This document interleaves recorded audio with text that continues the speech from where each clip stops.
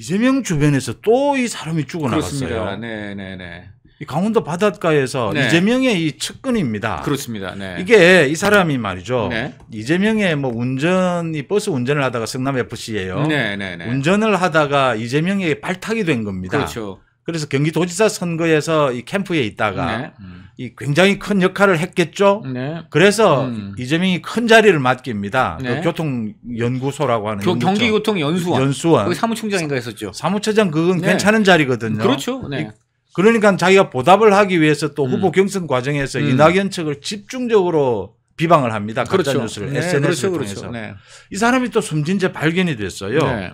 지난 10일 낚시하다가 그 뭐 그물 토막을 던졌다 이러는데 지난 10일 이 사람의 사망 부분이 SNS에 돌았는데 네. 그 중간에 확인하는 과정이 좀 늦었습니다. 일부 네. 좀 이야기가 나오다가 이제 확인이 됐는데 네. 7명째다라는 이야기죠. 이게 지금 스스로 목숨을 끊은 사람부터 시작해서. 그러니까요. 네, 오늘 그래서 김기현 전 우리 국민의힘 대표, 지금도 울산 의원으로 있는데, 예. 이분이 오늘 페이스북에서 이제 결국 입을 이렇게 연 거죠. 대권 야욕 때문에 뭐 그래서 그런지는 모르지만 정말 이게 죽어나가는 주변 측근들, 이분들 피해자 아니냐. 이런 얘기를 하면서 정말 살이 떨린다. 이재명 대표에 연루된 인물들이 연이어 죽어나간다. 네. 대장동 의혹으로 조사를 받던 성남도시개발공사 고 유한기 전 본부장, 또 고 김문기 개발 1처장, 변호사비 대납 의혹으로 고발했던 시민단체 대표 출신 고 이모 씨, 또 부인 김혜경 씨의 법카 유용 의혹으로 조사받던 배모 씨 지인 고 B 씨, 이분 기무사 군인이죠. 네. 성남 FC 의혹으로 조사를 받던 지금 전 이 대표 비서실장 고 전모 씨 등 이런 사람들이 의문의 그런 비극적인 그런 최후를 맞았는데 7번째로 또 이분이 이렇게 납득되기 어려운 그런 어떤 지금 최후를 맞으신 걸로 보입니다. 네, 이렇게 이게 제가 가볍게 말씀을 좀 드리는 게 있지 않냐 싶은데요. 이재명 주변에 있었던 사람 중에서 지금 네. 살아있는 사람이 신기해 보일 정도예요. 아, 그럽니까? 정말 이게. 그 유동규 본부장 같은 경우에요. 네. 그렇게 지금 이래 아주 참변들이 일어나고 있는 겁니다. 그렇죠, 저는 그렇죠. 또 특히 정말 의심이 가는 건요. 네. 그 배소현이 동거남입니다. 네, 배소현 동거남. 네. 그 배소현의 재산이 지금 100억 가까이 있다라는 그렇죠. 것 아닙니까? 네. 배소현이 24살에 대학을 졸업해서 이재명 변호사 사무실에 네. 취직을 했어요. 네. 그 이후에 이재명과 계속 한 식구처럼 생활을 합니다. 네. 그러면서 재산이 100억이 돼요. 그렇죠. 그다음 거기에 이제 남자가 뭐 좀 바뀌죠. 그 네. 동거남 부분에 와서 이 동거남이 경찰이 이재명의 법인카드 수사를 할 때 말이죠. 그렇죠. 경찰 수사를 받고 난 다음에 언론 인터뷰를 약속해 놓은 상황이었어요. 그렇죠. 그렇죠. 그런데 자기 그 명의로 되어 있던 그 건물에서 네. 스스로 목숨을 끊습니다. 그러니까요. 네. 그래서 그때도 이게 무슨 일이냐 도대체. 그렇죠. 그렇죠. 네. 이런 일들이 나오게 되는 거고. 이분은 그 과거에 이재명 그 성남시장 시절에 이재명 시장 주재 회의에도 참석을 했고요. 또 성남 통합 방위 협의회. 그러니까 성남에 이제 군 기관들이겠죠. 예. 관련 기관. 그래서 여기에 그 협의회 소속으로서 판문점에 행사에 2015년에 참석한 적도 있습니다. 그때 보면은 이재명 시장도 참석해서 바로 이 돌아가신 요 기무사 요 분하고 같이 포즈를 취한 사진도 언론에 공개가 되고 있습니다. 그러니까 지금 이런 마당인데 이재명 지사는 나랑 관계가 없다. 나랑 관계가 없는 사람이 그래서 이걸 이렇게 표현을 해요. 나와 아무 관계도 없는 사람이 검경의 강압 수사를 견디지 못하고 돌아가셨다. 이게 이재명하고 무슨 상관이 있냐? 뭐 이런 얘기를 하고 있습니다만은 아무 관계도 없는 사람을 네. 그 사무처장에 임명을 하고 네. 그 경선 과정에서 그런 역할을 주게 됩니까? 정말 이 정도 되는 사람이 아무 관계도 없다면은 도대체 어느 정도 관계가 있어야 도대체 그 본인의 지인 내지 뭐 이런 인연이 있다고 얘기하는 건지 하긴 뭐 골프 같이 치고 해외여행 같이 다녀도 뭐 모르는 사람이라고 한다면은 뭐 할 말은 없습니다. 네. 정말 무서운 일이고요. 네. 여기 배소현 이야기가 나와서 말씀을 드리는데 이제 그 선거법 위반에서는 배소현이 모두 인정을 한 것 아닙니까? 그렇죠. 김혜경이나 네, 배소현이. 네. 그게 뭐 이번에 그래서 김혜경이 눈물 흘리는 장면이 압권이었는데요. 네. 원식의 부인까지 지금 뭐 거짓말한 게 들통이 나서 이번에 그래서 고발당했어요 오늘. 네, 위증으로. 당연히 고발돼야 네, 되죠. 시민단체가 고발을 했고요. 지금 여러 군데에서 지금 고발을 검토 중인 것으로 보이고 있습니다. 그리고 이와 관련해서는 저는 의원실 국회의장실에 우 의장의 입장을 지금 질문을 넣어놨습니다. 의장 지금 국내에 있습니까? 지금 해외 순방 중인데 뭐 내일 돌아온다고 해요. 그래서 돌아오는 대로 이거는 더군다나 민주당이 지금 영부인 하면은 난리 나잖아요. 그럼 그쪽은 영부인 없습니까? 거기도 지금 영부인 셋 있네. 전 대통령 영부인 김정숙 여사, 현 민주당 대표 영부인 김혜경 여사, 현 국회의장 영부인, 네? 뭐 이게 세 분 다 있잖아요 지금. 네. 그러니까. 네. 영부인이라고 붙이기도 뭐. 뭐 어쨌든 간에 제 생각은 이렇습니다. 지금 남의 영부인 갖고 따지는데 본인들 영부인 좀 돌아봤으면 한다는 거. 그건 맞는 거죠. 그렇죠? 네. 적절한 지적입니다. 네. 배소현의 재산이 100억이라는 부분요. 이거 말씀하고 넘어가겠습니다. 네. 이게 만약 이재명과 관계가 된다면요. 네네네. 이 이재명은 배소현을 뭘 믿고 이렇게 만약 있어요. 이재명이 뭐 배소현을 통해서 네. 또 김현지도 있어요. 네. 이재명과 오랜 시간 네. 지금 좀 이따 말씀을 드릴 백현동과 관계되는 뭐 핵심 네. 인물입니다. 네. 네. 이런 사람들과 이재명은 도대체 어떤 관계길래 그렇죠? 이런 네. 검정적인 문제 이런 걸로 얽힐까? 네, 그렇죠. 그 법인카드를 사용한 걸 보면요. 네. 배소현과 이재명 부부는 거의 경제 공동체예요. 그냥 쓰는 걸 보면요. 경제 그 뭐냐 그 김혜경 의사하고 공동체가 아니고 배소연이랑 그러니까 김혜경과는 공동체가 아닙니까? 김혜경은 그 이재명 부부는 공동체겠죠. 그렇죠, 공동체죠. 근데 공동체가 둘이나 형성이 되어 있네. 배소연도 그런 것 같아요. 공동체를 형성한 여인이 최소한 둘이네 그러면. 왜냐하면요, 현금 쓰고 서로가 지금 어느 걸 법인카드를 쓰고 어느 걸 법인카드도 여러 개거든요. 이 배소연 법인카드가 있고 이재명으로 나온 법인카드가 있고 네. 이 과별로 나온 법인카드가 쓰여진 경우도 있고 막 그렇죠, 이렇거든요. 그렇죠. 이 지금 김혜경도 뭐 배소연이 뭘 가지고 썼는지 정확하게 모르는 겁니다. 또 돌려막기 해요 배소연이. 그렇군요. 그 숨진 동거만남의 법인카드를 쓰고 자기 그걸로 돌려막기도 했어요. 네. 거의 같이 돈을 썼다라는 이야기인 거죠. 그렇네요. 참 이런 경제적인 부분이 있고요. 백현동 부분입니다. 네. 이거 뭐 사실은 중앙일보에서도 크게 보도를 오늘 하고 저희 중앙일보가 보도했는데 지금 댓글이 굉장히 많고요. 반응이 아주 뜨겁습니다. 이거 정말 이 옹벽 문제죠. 이거 정말 추잡한 겁니다. 네. 지금 이제 포인트는 뭐냐면 여기 우리 함종성 기자가 썼는데 이 함 기자가 아주 이 백현동에 처음 이 백현동에 터질 때부터 굉장히 깊이 있고 집요하게 쭉 취재를 해온 특종 기자입니다.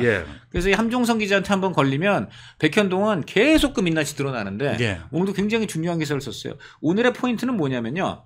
지난달 말이죠. 9월 말에 대법원 판결입니다. 그렇죠. 이거는 뭐냐면은 지금 이 백현동 이른바 옹벽 아파트 이게 무려 15개 동 1223가구가 됩니다. 그러니까 한 집에 한 5명 산다 그러면 한 6, 7천 명 이상의 대규모 단지예요. 이 단지에 사용 승인 신청을 성남시가 거부했는데 그 처분은 적법하다. 대법원이 한 겁니다. 그래서 이제 앞으로 뭐 딴 데서 어떻게 뭐 할 수가 없어요. 왜냐하면 이 성남시가 문제를 건 게 바로 여기 커뮤니티 센터인데 쉽게 말하면 뭐 헬스클럽, 뭐 거기에 도서관, 어린이방 뭐 이런 그 아파트에 요즘은 없는 데가 없는 커뮤니티 센터인데 이거를 하필이면 또 옹벽에 붙여서 세워놨어요. 한마디로 용적률 최대한 활용하고 아파트 돈 되는 아파트는 잔뜩 짓고 그다음에 이런 공익시설 커뮤니티 센터는 옹벽에 최대한 붙여 해갖고는 어떻게든 돈 한 푼 더 벌려고 악착같이 이런 짓을 벌인 것입니다. 그 결과 그 옹벽이 아시다시피 국제 기준이 15m 이상은 맥시멈으로 올라갈 수가 없어요. 그런데 세상에 이거를 51.3m. 50m가 넘죠. 51.3m. 그걸 거기 도로를 운전해서 지나가면 볼 수가 있어요. 그렇죠. 아찔해요. 아찔하죠. 보기만 해도. 옆에 보면은 아파트 하나, 그러니까 산 자체가 또 하나 아파트인가 싶어요. 바로 붙어 있으니까. 맞아요. 그래서 어떻게 저렇게 지었지라는 생각이 정말 느낄 수가 이거는 있어요. 정말 제가 볼 때는 아프리카 제3세계도 이렇게는 안 한다. 이런 얘기가 나오는데 여러분 뭐 이걸 조금 더 자세히 설명하면 왜 그럼 이런 기형적인 옹벽이 나왔느냐? 용적률을 획기적으로 해준 겁니다. 그러니까 지목을 뭡니까? 그 자연녹진가에서 무려 4단계 상승시켜준 거 아닙니까? 여기서부터가 말도 안 되는 건데 요걸 세상에 박근혜 국토부가 협박해서 그랬다는데 알고 보니까 공문 보니까는 이거 성남시 권한이고 알아서 적의 조치하라는 공문 나왔죠. 그다음에 성남시 관련 공무원들 재판 법정 나오고 협박받은 거 전혀 없다고 다 그러고 있죠. 그런 과정에서 지금 이재명 교사 그 재판 말씀입니다. 그렇게 하고 있는데 여기서 또 하나 포인트는 뭐냐면은 이렇게 무리하게 지목을 상승시키고 그다음에 아까 말한 대로 용적률을 보통 강남이 그 잠실 이런 거 유명한 아파트 단지가 용적률이 기껏해 270이에요. 그래도 뭐 굉장히 대단지인데 여기는 무려 310 몇이 나옵니다. 용적률이. 그래서 어마어마하게 준 거예요. 그런데 문제는 뭐냐? 거기가 하필이면 성남공항 인접이라 보도 제한에 걸려. 그래서 용적률을 활용을 못해. 용적률은 높은데 높이는 못 지어. 그러니까 개꼼수를 쓴 게 세상에 지하를 30m를 파들어갑니다. 그러지 않아도 옹벽인데 더 파들어간 거죠. 파들어가니까 옹벽이 그렇게 된 부침면도 있는 거예요. 그러니까 30m를 파들어가니까 이 옹벽 옹벽을 그렇게 기형적으로 세우지 않으면 50m 이상이 되는 거고. 그렇게 되는 문제. 그러니까 30m를 안 파들어갔으면 또 그렇게까지 안 되는데 이게 인간의 탐욕이 끝이 없는 거예요. 이게 무시무시한 범죄입니다. 이거는요. 이 결과 어떻게 됐습니까? 이 아파트가 비쌀 거 아니에요. 이 아파트 지금 우리 사가지고 거기 살고 계신 분들이요. 이 대지권을 행사 못해요, 지금. 승인이 안 나, 건축 승인이 안 나와서. 내가 쉽게 말하면 돈 주고 샀는데 이 땅이 내 땅이 아니라는 거예요, 아직. 이 땅이 지금 당신 소유권인지 확인해 드릴 수 없다는 거예요. 이런 날벼락이 어디 있습니까? 그리고 바로 앞에 눈 뜨면 나를 맞이하는 게 태양이 아니고 옹벽의 검은 그림자인데다가 이게 언제 무너질지 모른다. 이런 거 아니겠습니까? 그게 주민들은 죽음이에요. 이걸 누가 지금 이런 일을 만들어냈습니까? 네. 그걸 지금 대법원에서 이 승인을 해주지 않는 것이 옳다라고 한 것은요, 그만큼 위험하다라는 것을 대법원이 인정을 한 것이고요. 네. 지금 이 건이 이 백현동 비리와 관련된 이재명의 재판, 선거법 위반과 관련된 이재명의 백현동 그 거짓말 다 연관이 되어 있는 것입니다. 네. 이 지금 재산권 행사를 못하는 것이거든요. 그러니까요. 네. 또 언제 무너질지 모르는 불안한 상황이거든요. 이 왜 이런 일이 벌어졌느냐? 이재명이 그 김인섭이라는 로비스트를 통해서요. 그럼요. 네. 특혜에다 특혜를 준 것이거든요. 그럼요. 그래서 이런 일이 벌어진 겁니다. 돈 많이 벌게 해주려고요. 원래는 그게 전에 허가가 안 났는데. 그럼요. 네? 그게 결국 김인섭이라는 이재명 시장이 뭐 인섭이 형 그랬다는 거 아니에요. 그러니까 이 사람한테 결국 정바울이라는 이 부동산 디벨로퍼가 접근해서 결국 김인섭한테 돈을 주고 로비를 하니까 김인섭은 다시 성남시에다가 뭘 했는지 모르지만 결국 거기서 지금 보면 성남시에서 전혀 이해할 수 없는 엄청난 한마디로 남산이 갑자기 에베레스트가 되는 이러한 그 급의 그 지목 상승과 형질 변경과 또 이런 그 아까 말한 대로 용적률 이런 특혜 조치가 나온 것이고요. 이 과정에서 보면 당시 정진상 이분의 또 아주 그냥 그 활약이 두드러지다는 거 아닙니까? 정진상이 다 한 거죠. 이재명 여기 지시 보면은 받고. 자, 이게 서울중앙지검 반부패수사 3부가 요 문제와 관련해서 이재명 대표를 불구속 기소하면서 법원에 제출한 공소장에 나오는 얘기입니다. 정진상 전 민주당 대표실 정무조정실장이 2016년 10월 중순 당시 성남시 도시주택국장 김모 씨한테 전화를 해서 옹벽 건축 계획안을 문제 삼지 말고 빨리 사업을 진행시켜라 라는 지시를 했다는 것이죠. 네.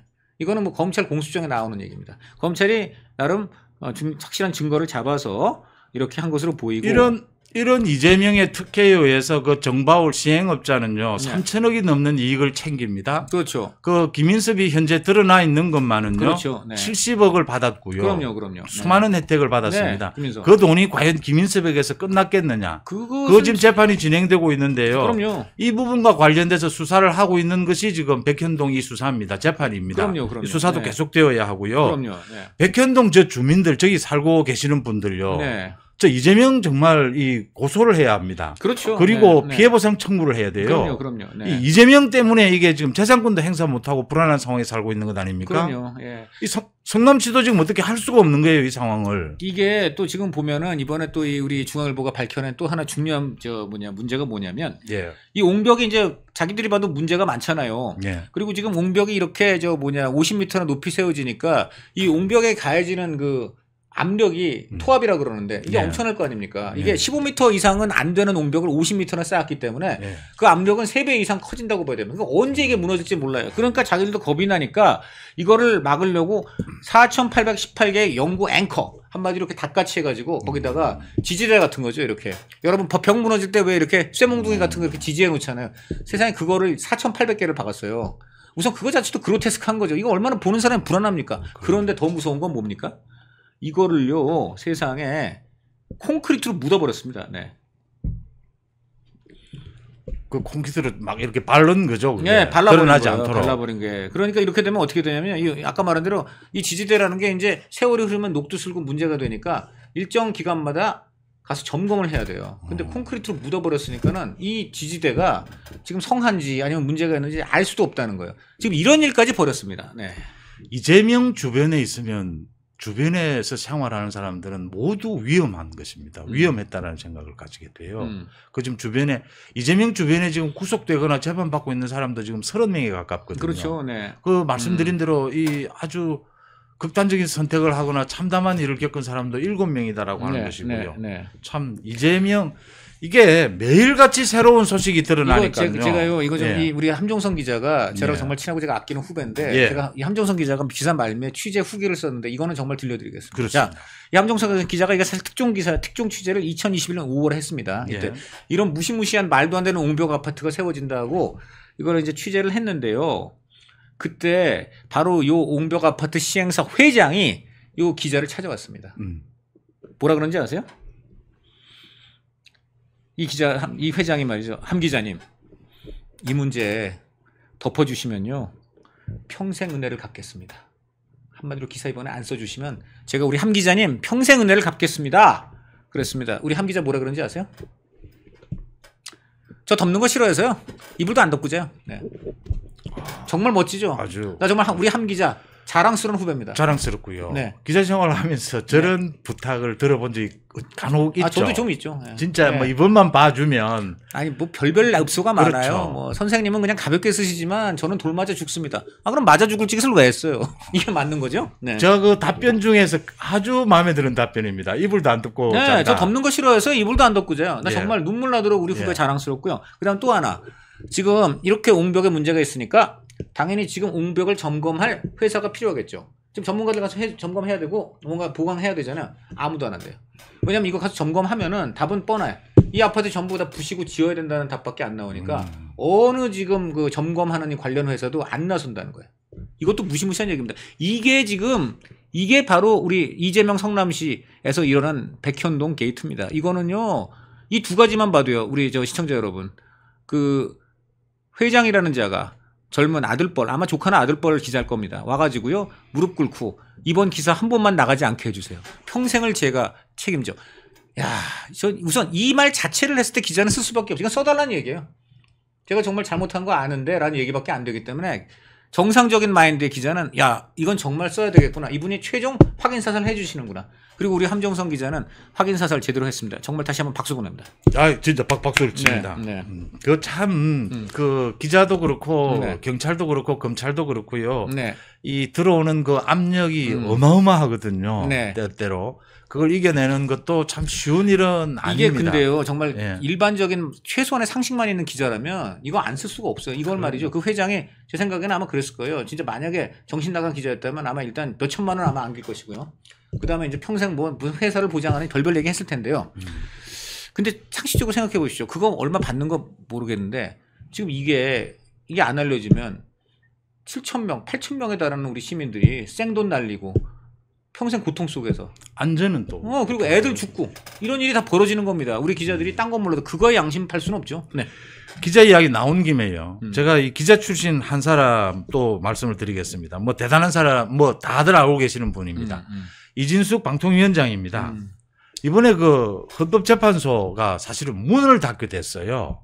오늘 17일 이제 헌법재판관 3명이 이 사퇴를 하는데 국회에서 추천을 3명을 해줘야 하는데 민주당이 2명을 자기들 마음대로 하겠다라고 해서 그렇죠? 합의가 안 되고 네, 있어요. 네, 네. 이게 추천이 안 되면 이 헌법재판소 법에 9명 헌법재판관 가운데 7명이 있어야 이 심리를 할 수가 있어요. 그렇죠. 판결을 내릴 수가 있어요. 6명으로는 판결을 못 내리는 겁니다. 그렇죠. 네. 그래서 이진숙 지금 이 위원장이 탄핵이 돼 있어요. 그렇죠. 근데 이 심리가 중단되는 겁니다. 그렇죠. 근데 이진숙 위원장이 굉장히 현명한 선택을 했어요. 아주 잘했습니다. 가처분 신청을 내봤어요. 그렇죠. 네. 사람들이 안 될 거라고 했어요, 주변에. 네. 헌법재판소는 또 재판도 빠르게 진행이 안 됩니다. 잘. 그렇죠. 네. 그런데 굉장히 신속하게 헌법재판소에서 예. 이 가처분 신청을 받아들였어요. 그렇죠. 굉장히 놀라운 일을 해냈고 네.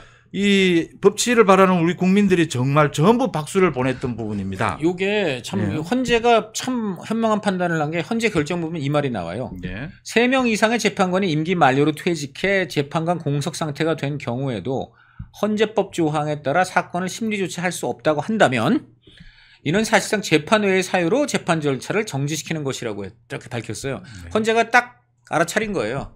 야, 이거는 정말 재판 외의 어떤 꼼수로 우리 헌재의 정상적인 재판 프로세스를 아주 가로막는 것인데, 자, 여기서 말입니다. 민주당 입장에서 이재명 관련 이제 그 가로막고 싶다, 그 MBC 우리 네. 이진숙 이 방통위 요거 이제 어떻게든 방해하고 싶겠죠. 근데 지금 그러기 위해서 지금 민주당의 저런 그 헌법재판소장 재판관 이제 임명 지연 꼼수는요. 무려 약 40개 헌법소원을 무더기로 정지시키는 부수적 효과를 갖고 와요. 그렇죠. 왜냐면 헌재가 정지되면 이진숙 것만 정지됩니까? 지금 민생이라든가 우리 법의 여러 가지 문제 때문에 우리 국민들이 제기한 약 40여 건의 헌법소원이 동시에 같이 한마디로 이진숙 때려잡겠다고 40여 건의 핵심 우리 헌법소원 사안을 전부 민주당은 다 동결시키는 거예요. 이거는 우리 저 헌정체제를 말살하는 저는 반역 범죄에 해당한다고. 그렇지 않습니까? 누가 맞습니다. 어떻게 지금 제1야당이고 뭔가는 우리 국민의 정당한 재판받을 권리를 잘못된 법률을 바로잡고 각종 민생 현안에서 변화된 현실을 헌법에 반영하여 우리 사회를 개선하려는 국민들의 노력을 어떻게 지금 간단히 말해서 자기네들한테 우호적인 방송 체제 유지하려고 그것을 다 깡그리 짓밟는단 말입니까? 이것은 한마디로 헌정 체제에 대한 전면 부정이고요. 우리 국민들을 정말 고통 속에 몰아넣는 최악의 범죄다. 예. 이진숙 위원장이 기자였습니다. MBC 기자. 아마 네. 국민들이 국민들이 대부분 기억하는 건 중동의 그 전쟁 현장에서 그렇죠. 이 소개하는 이 네. 멘트를 하는 이진숙 기자를 그럼요. 기억을 네. 할 겁니다. 네. 뭐 정말 이번에 전투력을 보여주고 있다라는 것이고요. 네. 이번에 헌재의 결정에서 저는 이 두 가지를 봅니다. 하나는 많은 국민들이 처음 본 일이에요. 네. 국회에서 야당이 192석이 되면 네. 그다음 이재명이 자기 방탄을 위해서 저렇게 네. 난동질을 부리면 네. 우리 국정이 어떻게 망가지는가를 본 거예요. 그렇죠. 네. 국회라고 하는 곳 하나에서 상권 분립도 무너뜨리고 음. 사법 시스템도 무너뜨리는구나. 그렇죠. 그래서 많은 국민들이 이제는 헌재가 좀 나서줘야 한다. 그렇죠. 네. 대법원이 좀 나서줘야 한다. 음. 대법원은 이미 나섰어요. 이제는 그렇죠. 네. 많은 부분의 판결과 이 조희대 대법원장의 경고를 통해서요. 그렇죠. 헌재는 아직까지 침묵을 사실은 지키고 있었어요. 그렇습니다. 이번에 헌재가 결정을 보여준 겁니다. 저는 헌법재판관들이 뭐 딱히 뭐 어떤 뭐 비상한 정의감이라든가 결연한 투쟁이 아니더라도 간단할 것 같아요. 한마디로 우리 헌재 재판관님들도 놀게 되잖아요. 내 동료 3명 없어졌다고 내가 맨날 재판하던 사람이 아무것도 안 하게 되잖아요. 과연 그분들이 이제 일 안 하니까 뭐 처음에 며칠이 좋겠지만 솔직히 좀 마음이 편하실까요? 그렇지 않습니까? 지금 진짜 실업자 아닌 실업자가 된 거 아닙니까? 민주당의 전횡 때문에. 예. 저는 그런 점 때문에라도 우린 일하고 싶다. 예. 그리고 우리가 일을 해야 헌정체제가 돌아간다. 맞잖아요. 그러니까 이 판사나 검사나 네. 기자나 네. 뭐 다 마찬가지입니다. 그럼요. 자기가 특별한 일을 하는 게 아니라 자기에게 주어진 일만 소임을 열심히 하는 거. 하면 그럼요. 그게 헌재 같은 경우에는 우리나라 헌법 질서를 지키는 일이 됩니다. 엄청난 큰 일이죠. 무슨 뭐 네. 대단한 일을 한다라는 정도가 아니어도 그게 엄청난 아니 일로 그거는 진짜 큰 연결이 일이에요. 된다라는 나라를 것이죠. 완전 바꾸는 거잖아요. 뭐 그럼요. 호적을 하니 예를 들어 뭡니까? 뭐 간통죄가 없어진다든지 예. 동성 동본 뭐 이제 금제가 없어진다든지 우리 사회를 완전히 변형시키는 엄청난 일들이잖아요. 네. 이런 것들을 하는 헌재가 어느 날 기능이 정지된다면 그에 상당한 큰 어떤 국가적인 개선이 필요한 사안을 네. 우리 국민들은 전혀 누리지 못하게 됩니다. 이거는 민주당이 한마디로 대한민국이라는 국가를 말살하는 저는 그러한 저 행태를 한 것이다 이렇게 봅니다. 네. 면역력이 왜 중요한지 말 안 해도 다들 아시죠? 저는 몇 년째 환신을 꾸준히 먹고 있는데 면역력만큼은 걱정 안 합니다. 요즘 같은 시대 튼튼한 면역력에 건강까지 쑥쑥 지금부터라도 환신 꼭 챙겨 드세요. 드셔본 분들만 그 진가를 느낄 수 있다니까요. 이게 지금 국회에서 이화영을 불러다가 그 정청래나 전현희가 뭐 이화영을 격려하고 무슨 독립운동하다 나온 사람처럼 이렇게 했는데 네. 주진우가 이 녹취록을 깠어요. 깠죠. 그 네. 녹취록에서 놀라운 내용들이 드러난 겁니다. 그렇습니다. 네. 주진우가 오늘 이제 고발까지 했어요. 네. 이재명, 이화영, 네. 김성태 3명을. 예, 예. 거기에 나온 지금 정치자금법은 내가 보기엔 뭐 큰 건 아니에요. 네. 그게 과거에도 다 이야기 나왔던 것이고 광장에 돈 주고 뭐 이해찬 주고 하는 건요. 지금 핵심은 거기에 나온 이 법원 로비 부분이에요. 네, 네, 그거 맞습니다. 어떻게 들었습니까? 법원 로비 했는 거 제가 과거에 제 책에다가도 썼듯이 그게 이제 그 당시에 제가 있었던 팩트거든요. 그러니까 이제 그 팩트인데 그것이 이제 뭐냐면 제3자한테도 뿐만 아니라 이화영 쪽에서도 걱정하고 있는 부분이고 그 해당 당사자였던 당시 김성태 그쪽에서 도 지금 이제 다 사실대로 이야기하는 상황이라서 이재명은 이제 빠져나올 길이 아마 없을 겁니다. 네. 자, 다음 달부터 소위 권순일의 변호사법 위반 재판이 시작이 됩니다. 네. 근데 이 권순일의 변호사법 위반 이건 뭐 권순일이 받고 있는 의혹에 비하면 그건 아무것도 아니에요, 사실은. 네. 소위 재판 거래라는 것이거든요. 네. 이 법원의 로비가 가능하다라고 한다면 예. 로비가 이루어졌다라고 하면 이거 대한민국의 사법부가 뒤집어지는 일입니다. 네, 맞습니다. 이 조희대 대법원장이 뭐 깜짝 놀라는 대목일 겁니다. 네. 이야기가 터져 나왔고요. 네. 하나하나 지금 이 부분 한번 짚어보겠습니다. 먼저 이게 지금 이화영이 변호사와 나눈 녹취록이에요. 이걸 변호사가 녹취를 한 겁니다. 네. 왜 했을까요?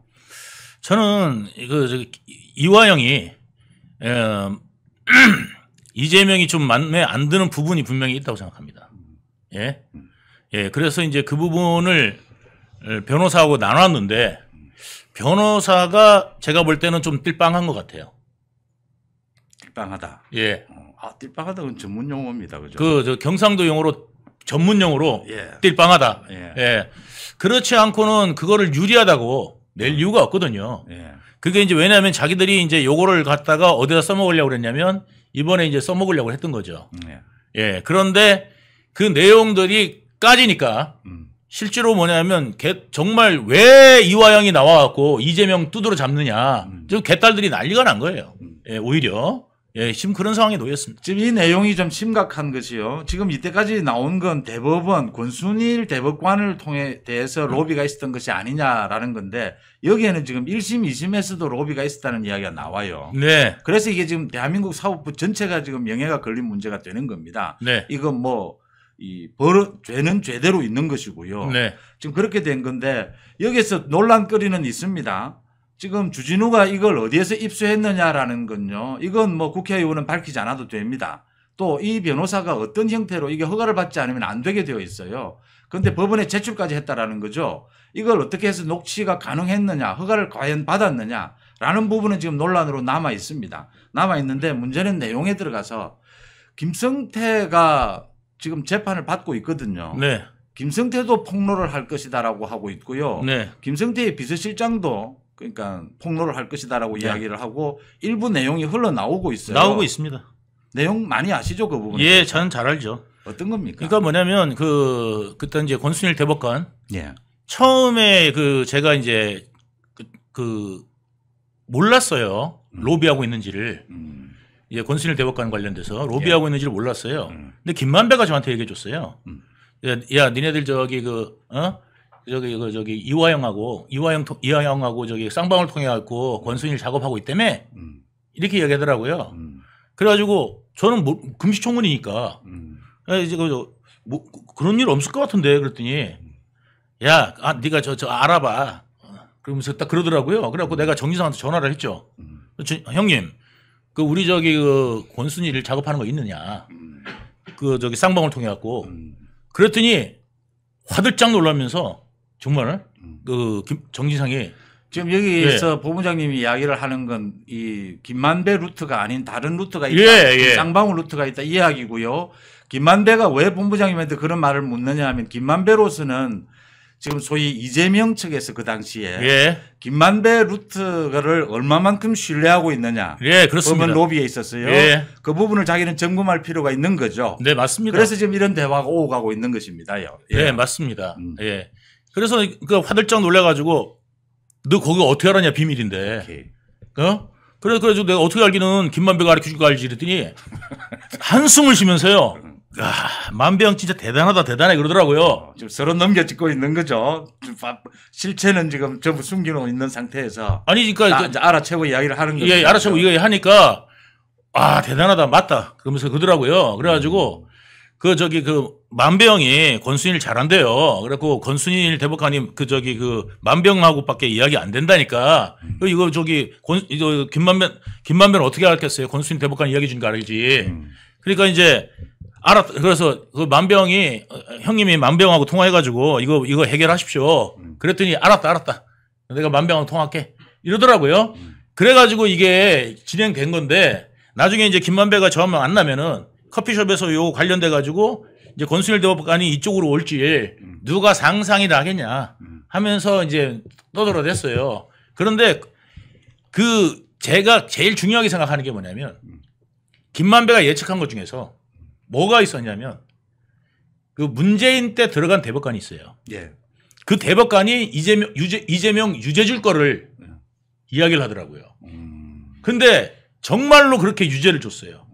그리고 권순일 대법관이 이쪽으로 오면서 7대5로 끝난 거예요.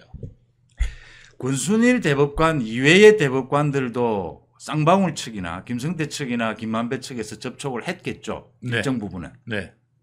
권순일의 코치에 의해서든 권순일의 뭐 소개에 의해서든. 그게 아니라 뭐 다른 분들 뭐 했을지는 모르겠습니다. 다른 분은 했을지 모르지만 어쨌든 이제 김만배가 통해서 알아낸 거는 뭐냐면 권순일 대법관의 쌍방울도 작업을 했다.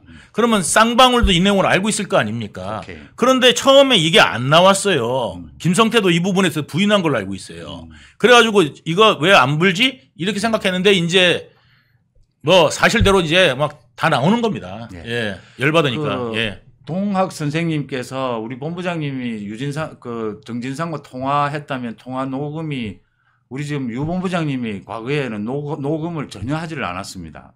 예. 녹음 기록을 갖고 저는요 양아치가 아니라서 예. 누구하고 그 당시에는 예 지금은 뭐 합니다. 예 그런데 과거에는 안 했습니다. 소위 보험을 들지를 않았습니다. 예 그 내용이고요. 지금은 막 부인을 받다 보니까 예. 지금은 이제 녹취하고 녹음하기도 합니다. 예. 그런데 과거에는 아예 안 했습니다. 자, 선거법 위반이 1심과 2심에서 당선 무효형을 받아요. 벌금형을 받는데 이게 대법원에 가서 바꾼다라는 거는 굉장히 힘든 거거든요. 네, 이건 뭐 변호사들은 다 안 된다고 하거든요. 네 100%입니다. 그렇다면 예. 1심, 2심에서도 그냥 있지 않았을 거거든요. 네. 뭘 했을까요? 그러니까 1심에서 이제 김만배 오늘 그거 재판할 때 많이 물어봤어요. 예. 그래서 이제 1심에서 뭐 했냐면 그 1심 판사한테 김만배가 180억을 썼다. 그 이야기를 한 거예요. 제가 이제 다 그냥 있는 그대로 이야기하는 거예요. 예. 그래서 180억 썼는데 1심 판사의 그 친구한테 회사에다가 180억을 투자를 줬다. 그 이야기를 김만배한테 들었어요. 예. 그래서 이제 그렇게 들었고 2심 판사님이 유죄가 나왔잖아요. 예. 유죄가 나오는데 그 판사님은 찔러도 피 한 방울 안 나오고 예. 대쪽이라는 거예요. 예. 그리고 오히려 이런 거 들어가면 예. 더 세게 때린다는 거예요. 예. 예. 그래가지고 그 2심 판사님은 좀 쫄죠. 예. 그래가지고 2심 판사님은 그냥 그대로 나왔어요. 300만 원. 그냥 죽은 거예요. 난리가 난 거죠. 2심 그렇게 났으니. 대법원 바뀔 리가 없고. 이게 그 대법원은 유무죄가 아니라 2심을 제대로 했느냐 안 했느냐거든요. 예. 예. 그러니까 2심 제대로 했거든요. 예. 그러니까 이제 사람들이 전부 다 이제 뭐 확실하다 이러고 있는데 그 김만배 말대로 권순일 대법관이 이쪽으로 와줄 줄을 누가 알았겠냐 이거죠. 아무도 몰랐다. 이런 생생한 얘기를 지금 유동규 TV 유튜브에 들어가시면 생생한 내용들을 더 자세히 들을 수가 있습니다. 그 말씀 제가 소개해 드리고요. 제 송재 TV 들어오셔도 많은 것을 들을 수가 있습니다. 한 번씩 들어오셔서 응원해 주시고요. 지금 이재명 자신의 재판 말이죠. 네. 다음 달에 있는 1심 재판. 네. 이재명이 변호사들을 통해서나 다양한 각도로 이 판사 재판부 참 그러고 한 가지만 더 말씀드릴게요. 그 재판 중에 그러니까 이제 그 김만배 변호사가 오늘 나한테 뭐를 물어봤냐면 당신이 본 적 있냐? 어? 그 김만배가 실제로 그런지 그냥 뻥인지 그거 어떻게 아느냐? 예. 그렇게 이야기를 하더라고요. 그래서 제가 한 가지 더 이야기를 했어요. 제가 예. 뭐를 얘기했냐면 김만배가 예전에 판결문을 보고 왔다. 그러면서 그 판결문 관련돼서 이야기했는데 그대로 나온 적도 있다. 그러니까 김만배 변호사가 얼굴이 시뻘개지더니 그거 지금 막 던지고 지금 그런 거 아닙니까? 그러면서 소리를 지르면서 사법부에 대한 그거라는 거예요. 모욕이라는 거예요. 사법부를 모욕하는 거고 막 그러면서 그렇게 하는 거예요. 그렇게 몰아가고 싶은 거죠. 그리고 내가 뭐라고 그랬냐면 아니 김만배가 모욕했지 내가 목욕했냐고. 김만배가 그렇게 이야기한 거 난 그대로 이야기한 거다. 그렇죠. 그걸 갖다가 내가 없는 이야기를 내가 왜 하느냐. 김만배가 과거 그거 했는데 그대로 나온 거 확실하다. 그래 나는 김만배가 이야기한 대로 이야기했는데 내가 뭘 잘못했냐. 그러면 질문을 하지 말든가. 예. 나한테 그걸 왜 물어봤냐 그러면. 그러니까 내가 사실대로 말한 거고. 사실대로 말한 게 사법부를 내가 지금 그거 한 거냐. 사법부에다가 그거 한 거냐. 나는 김만배가 그 당시에 했던 이야기를 그대로 했을 뿐이고 실제로 만약에 사법부에 대한 그런 도전이 있었으면 김만배가 한 거지 오케이. 내가 한 게 아니다. 그렇게 이야기를 했었습니다. 맞습니다. 지금 저 선거법 위반과 저 위정교사 재판 말이죠. 저기도 지금 다양한 각도로 접촉을 시도를 했을 거란 말이죠. 네. 제가 참고로 말씀을 드립니다. 지금 이 재판과 관련해서 판사들을 쉽게 변호사든 뭐 누구든 쉽게 만날 수가 없습니다. 그 김만배가 권순일을 만날 때 그 이야기가 나왔던 부분인데요. 제가 출입 기자로서 지금 판사를 만나고 싶어도 허락을 얻어야 하고 그 왜 만나는지 이유를 써야 됩니다. 이렇게 굉장히 엄격하게 지금 이 규정을 해놓고 있습니다. 지금도 뭔가 접촉을 할 거거든요. 네, 저는 확신합니다. 왜냐하면 이재명이 가만히 있을 사람이 아닙니다. 그렇죠. 자기 이거 재판 빠져나오기 위해 갖고 위증까지 시키는 사람 아닙니까? 그렇죠. 그 위증 해가지고 위증 교사 드러난 게 그거 하나인 거지. 녹음됐으니까 그게라도 드러난 거지. 그거 말고도 부지기수예요. 예. 제가 알고 있는 것만 해도. 그렇죠. 예. 그런데 불구하고 이 지금 이제 그다음에 이제 김만배를 시켜서도 그렇게 하지 않습니까? 예. 그때 정진상이 예. 그렇게 하듯이 지금 뭐 사돈의 팔촌까지 이 판사하고 대화되는 사람이 누구냐? 예. 이 판사를 설득시킬 사람이 누구냐? 이거 다 찾았을 겁니다. 그런데 지금 이제 판사님들이 이 사람들을 말 들었다가 어떻게 되는지를 다 봤잖아요. 예. 그러니까 이게 안 먹히는 것 같아요. 예. 그러니까 판내기란 말이 예, 나온 거 아니겠습니까? 이것야말로 지금 사법부를 능멸한 거 아닙니까? 예, 판내기라는 말을 하는 이재명이 사법부를 능멸한 거지. 제가 김만배가 했는 이야기를 그대로 해준 게 어떻게 사법부를 뭐라 한 거겠습니까? 오늘도 국정감사장에 대법원장과 법원행정처장 등이 나왔어요. 네. 뭐 많은 이야기들을 했습니다. 굉장히 지금 중요한 지적을 해주셨는데 이재명과 관련했어요. 2018년에 그 선거법위반 재판에서 말씀드렸다시피 1심 판결이 이상하게 나왔다. 네. 2심 판결과 전혀 달랐다라는 건요. 네. 그 판사 정확하게 기억하셔야 하고요.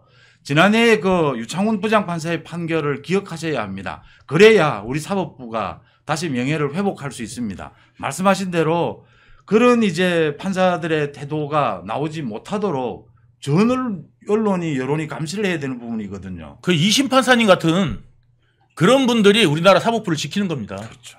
예. 신진우 부장판사가 보여줬지 않습니까? 예.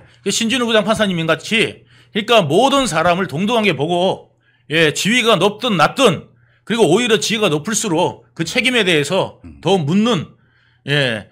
그런 판사님이 정말 훌륭한 판사님이라고 생각하는데 그럼요. 예, 그 신진우 부장 판사님이나 그다음에 그 당시 이재명을 2심했던 예. 그 판사님 제가 성함을 잘 몰라요. 예. 그래서 그 2심 판사님 누군지를 좀 찾아봤으면 좋겠어요. 그래갖고 예. 진짜 그런 판사님이 정말 그 사법부를 예. 예, 살리시는 분들이다 생각합니다.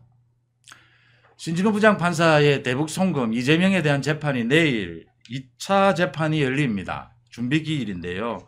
이재명이 이 신진우 부장판사만은 피해야 되겠다라고 해서 또 재판부 재배당을 해달라고 했어요. 그게 원래 빌드업한 거예요. 이게 뭐냐면 처음에 이제 신진우 부장판사를 피하려고 중앙지법에다가 연결해달라. 이게 이제 병합해달라 요청을 했는데 그게 기각됐어요.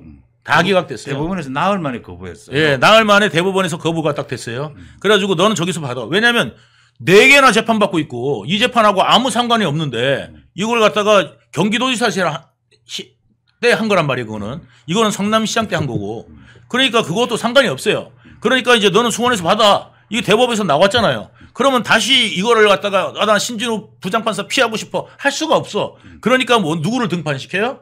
예, 이화영을 국회에 등판시킨 겁니다.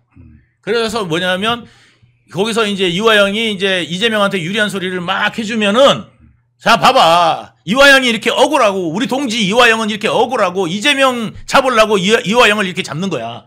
이런 어떤 퍼포먼스를 해주면서 이화영은 우쭐하겠죠. 아 나를 도와주는구나 이렇게 생각하는 그 바보가 될 수도 있는데 어쨌든 이화영 아무것도 도와주는 게 아니거든요. 2심 때 걔는 죽었어요 이제 보세요. 근데 2심 판사들이 그렇게 녹록하지 않습니다. 요즘에 거의 막 그 이상 나올 수도 있어요. 그러니까 이제 말씀 중에 잠깐인데요. 예. 2심 판사 그 한 번 재판이 있었죠. 예. 그 재판에서 그 재판장이 이야기를 했어요. 이제 지금 항소심입니다. 예. 이건 뭐 1심에서 굉장히 상세하게 다뤄서 크게 뭐 정인도 바뀔 것도 없고 예. 2심 굉장히 빨리 끝나겠네 이런 이야기를 했어요. 예. 엄격하게 재판 예. 진행하겠다는 이야기죠. 아 그렇죠. 거기서 뭐 이렇게 주접 떨고 늦춰보려고 그래도 늦출 수가 없어요. 그 고법 판사님들 요즘에 딱 해서 1심에 문제 없잖아요. 바로 기각입니다. 그럼요. 예. 지금 이제 그런 어떤 이제 상황으로 이제 가기 때문에 이화영은 지금 이제 뭐 자기가 그 사실대로 이야기하는 게 유일하게 예. 그거를 좀 만회하는 기인데 자기 참여하는 기인데 예, 그거를 갖다 다 놓쳤다. 그런데 이제 오히려 그러면서 그 녹음 파일까지 자기가 내고 싶지 않았던 보험용 녹음 파일까지 이게 나오는 바람에 개딸한테까지 나오고 욕먹고 예, 그런 상황이 됐고요. 그래서 개딸한테도 이제 뭐냐면 후원금이 끊겼다. 예, 후원금이 끊겨요. 예, 그래서 정청래가 나쁜 놈이 됐어요. 개딸들에게. 뿌행님 감사드리고요. 예. 이 지금 이재명은 사실은요. 말씀하신 대로 이렇게 빌드업을 해서 신진우 부장판사를 사실은 탄핵까지 하고 싶은 거예요. 그렇죠. 그런데 그렇게 못하는 겁니다. 왜 그러냐면요. 예. 지금 다음 달에 재판이 걸려 있거든요. 네. 검사는 동일체의 원칙으로 전체 대한민국 검찰로 움직이지만요. 판사는 물론 개인적인 자기 그 법리와 양심에 따라서 이 재판을 합니다. 그래도 판사들도 다 대한민국 판사입니다. 3,000명이요. 부담스러운 거예요. 이거 사법부를 겁박을 좀 하고 싶은데 검찰처럼 이 잘못 건드렸다가 이 다음 달 재판에서 가중처벌이 딱 걸려드는 부분이거든요. 정치 권력을 이용해서 지금 사법부를 겁박한다라는 게 되는 거거든요. 그 부담을 지금 안고 있기 때문에 신진우 부장판사를 제가 보기엔 찝쩍거리고 있어요. 이런 식으로. 아, 맞습니다. 또 하나는요. 이화영 말입니다. 이화영이 계속해서 이재명에게 이런 경고를 날립니다. 보고했다라고 진술했다가 진술 번복을 했죠. 또 민주당 의원들이 모두 면회를 오니까 대속이라는 말을 썼거든요. 내가 이재명 대신해서 지금 벌을 받고 있다. 감옥에 있다. 이런 말을 또 해요. 또 이번에도 이 상당히 이재명으로서는 치명적이라고 할 수 있는 이 녹취록을 만들어 놨고 그래서 공개가 된 거예요. 맞습니다. 저는 말이죠. 이 본부장님도 계신데 지금 만약에 이재명 주변에 이 모든 것을 다 진실을 털어놓을 사람이 가장 가능성이 높은 사람을 본다면 꼽는다면 이화영을 꼽아요. 이게 혐의 자체도 말이죠. 대북 송금을 이화영이 진실을 말하면 자기 혐의는 상당히 덜 수 있어요. 아, 근데 지금 자체가. 상당히 늦었어요. 지금은. 왜냐하면 지금 2심이잖아요. 지금 당장 그렇게 해야 되는데 국회 가서 그렇게 난장판까지 쳤어요. 그 기회를 다 놓친 것 같아요. 그 부분이 있는데요. 지금 이화영이 1심에서 9년 6개월 받은 거 있지 않습니까? 여기에는 대북 송금 자체는 지금 혐의가 아직 안 들어가 있어요. 여기에는 지금 주로 정치자금법 위반, 이 대북 송금에 대한 외환 거래법 위반 이런 거 뇌물 뭐 이런 겁니다. 여기에 이제 본격적으로 제3자 뇌물이 들어오면요. 이 이화영은 이 무기징역입니다. 거의 못 나옵니다. 그러니까 이제 지금이라도 뭐냐면 빨리 선처를 바라고 사실대로 이실 짓고 모든 것을 털어놔야 되는데 이화영이 이제 이재명이 그 마지막 희망이 뭐냐면 이화영은 이재명이 대통령이 돼서 자기를 사면해 주는 거. 그래서 금이환영하는 거. 이거를 지금 머릿속에 그리고 있을 거예요. 그것밖에는 방법이 없다. 이렇게 생각하고 있을 거고. 근데 이번에 이제 그래서 지금 제일 중요한 게 뭐냐면 선거법 재판하고 그다음에 이제 위증교사 재판이 그만큼 그래서 중요한 겁니다. 그래서 이번에 이제 1심에서 그게 이제 당선 무효형이 떨어지는 순간 민주당도 엄청난 타격을 입을 거고 이재명 파라는 거는 싹 사라질 겁니다. 그다음부터. 그래서 민주당이 이재명 지우기에 이제 바빠지게 되지 않을까 이렇게 생각됩니다. 그때 되면은 이제 뭐냐면 이화영도 더 이상 기댈 게 없고요. 이재명 그동안에 측근이라고 불렸던 여러 사람들도 뭐냐면 이제 증언하기 시작할 겁니다. 왜냐하면 이제 이재명의 여자가 쭉 나오면서 다 연루되게 돼 있거든요. 이제 그런 사람들, 그 다음에 코로나19 관계자들, 뭐 이런 사람들부터 해가지고 이제 이런 것들이 이제 쭉 아마 다 이제 뭐 그동안 이재명의 지위 때문에 못 받은 게 한두 개가 아니에요. 그런 것들이 이제 그 정자동 거기 그 호텔 같은 경우도 그렇고 그리고 이제 지금도 하다못해 이런 권력을 갖고 있는데도 공무원들이 이런 권력으로 공무원들은 가만두지 않겠습니다. 뭐 이렇게 이제 협박까지 했는데도 공무원들이 나와갖고 다 사실대로 불잖아요. 그러니까 이재명이 뭐라고 그러냐면 그 공무원들은 왜 기소를 안 합니까? 이렇다니까. 자기 부하들 아니에요. 그 부하들을 절대 기소하지 마세요. 이래야 되는데 그 공무원들은 왜 기소를 안 합니까? 이렇게 말하는 인간인데 이제 공무원들이 성남시 공무원들이 이빨을 갈고 있을 거예요 지금. 왜냐면 전영수 국장님 굉장히 평판이 좋았거든 성남시에서. 근데 그분을 그렇게 돌아가시게 만들고 이재명이 잠깐 왔다가 10분 왔다가 가버렸지 않습니까? 그 마지막 그 선택을 하면서 그 유서에 말이죠. 네. 그 이재명 보고 그렇게 살지 말라라고 했어요. 그러니까 그딴 식으로 살지 마라 하는 거죠, 사실상. 그러니까 그 듣기 싫은 말 하다고 10분 있다 가버린 거예요. 그러니까 이게 사람입니까? 인수해서 말이죠. 예, 그러니까 이거를 성남시청 공무원들이 다 봤는데 이재명이 있는 그대로 이야기를 다 하는 거예요. 예. 사실대로 다 이야기하니까 이재명이가 당황한 거죠. 자기를 좀 편들어줄 좀 있을 줄 알았는데 예, 전부 다 있는 그대로 이야기를 하니까 이거 왜 그 사람들은 기소를 안 합니까? 검찰이 봐주기 한 거 아닙니까? 이딴 소리를 또 한단 말이죠. 그러니까 수법이 그거예요. 유동규도 사실대로 이야기하면은 검찰들하고 딜한 거고 성남시 공무원들도 사실대로 이야기하면은 기소 안 당하려고 이야기한 거고 다 패턴이 똑같고 변명이 똑같습니다. 이재명이. 딱 세워놓은 예, 맞습니다. 자기 시나리오. 거꾸라지 그 논리가 예, 말이죠. 지금 말씀하셨는데 성남시가 참 엄청난 고통을 겪고 있어요. 네. 또 한 곳이 있습니다. 이 경기도입니다.